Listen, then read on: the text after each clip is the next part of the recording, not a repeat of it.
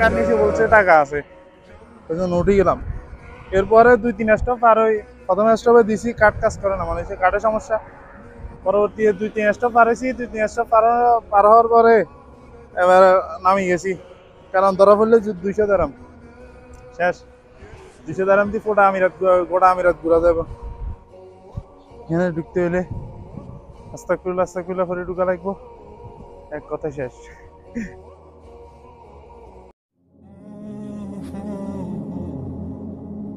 শেখ জায়েদ মসজিদ। মসজিদটির নামকরণ করা হয়েছে আরব আমিরাতের প্রথম রাষ্ট্রপ্রধান শেখ জায়েদ বিন সুলতান আল নাহয়ানের নাম অনুসারে। সংযুক্ত আরব আমিরাতের রাজধানী আবুধাবির অন্যতম আকর্ষণ এটি। বিশ্বের পর্যটকদের কাছে মসজিদটি কতটা জনপ্রিয় তার প্রমাণ ছোট একটি পরিসংখ্যান। শুধুমাত্র 2019 সালের প্রথম 6 মাসেই প্রায় 40 লাখ দর্শক এটি দেখে গেছেন।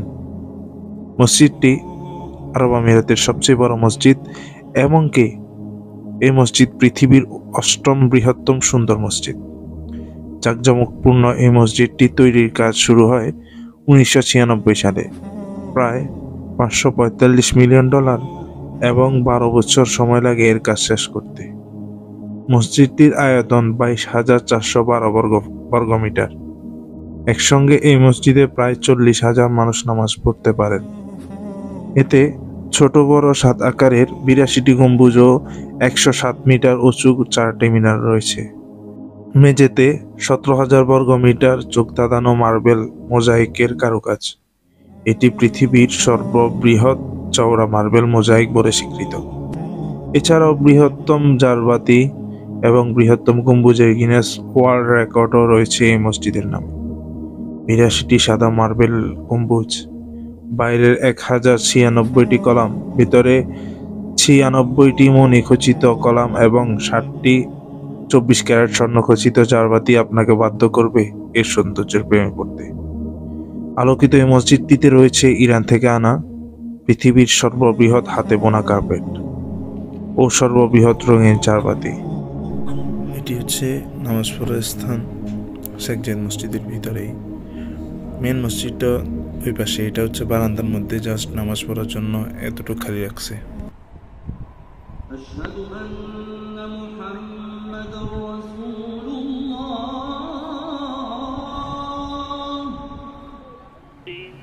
سبيل الدموع سبيل مريح تنهدى يا صاحي كي تستريح وبث الدعاء الخفي الصريح يسعك الفضاء.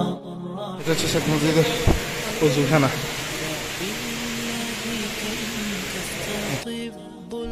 এগুলো হচ্ছে খাওয়ার পানি।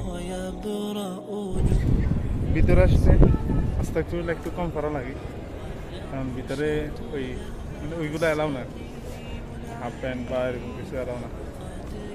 ভিতরে ঢুকতে হইলে বোরকা টোরকা এগুলো পরা লাগে বা ফুল ড্রেস করা লাগে। এখানে আসলে আস্তাগফিরুল্লাহ একটু কম করা লাগে। একটা দুঃখের বিষয় হচ্ছে এখানে শুধু ঘোরার জন্য, ওই পাশ শুধু ঘোরার জন্য, ওই পাশ ইয়ার জন্য না,